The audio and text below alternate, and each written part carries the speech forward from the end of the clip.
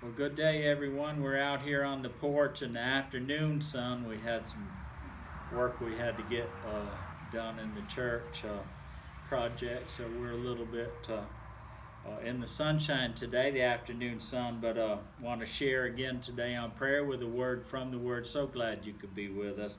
Our scripture is in Luke, the 11th chapter, first verse, and this is in the Message Bible. It says, one day he was praying in a certain place, talking about Jesus, and when he finished, one of his disciples said, Master, teach us to pray, just as John taught his disciples.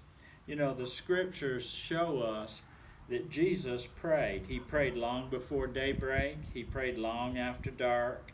He prayed 40 days in the wilderness before beginning public ministry. He prayed all night long before choosing his disciples, and he prayed in the garden before his greatest test and when he was arrested, and then of course the cross and crucifixion.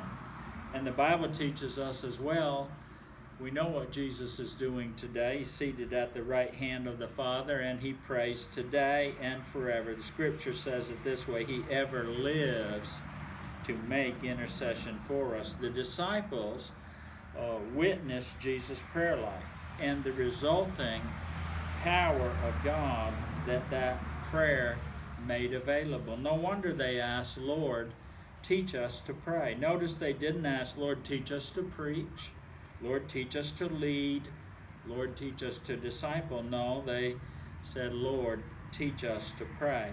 See, Jesus prioritized and practiced prayer as the centerpiece of his life and ministry. He didn't treat prayer as a periphery thing or afterthought, or like so many, as a last resort. No, Jesus exampled for us prayer before all and prayer above all. His example was to pray because it is God's way. Prayer is the difference between what we can do and what God can do. The book of Acts, the 2nd chapter, 42nd verse, it says that people were being added to the church. 3,000 were saved and baptized at the day of Pentecost. It said that they committed themselves to the teaching of the apostles, the life together, the common meal, and to the prayers. One translation says they devoted themselves to prayer. Obviously, they caught what was being taught by Jesus, and following his example, praying as a way of life, praying that ended in resulting in powerful ministry where lives were changed.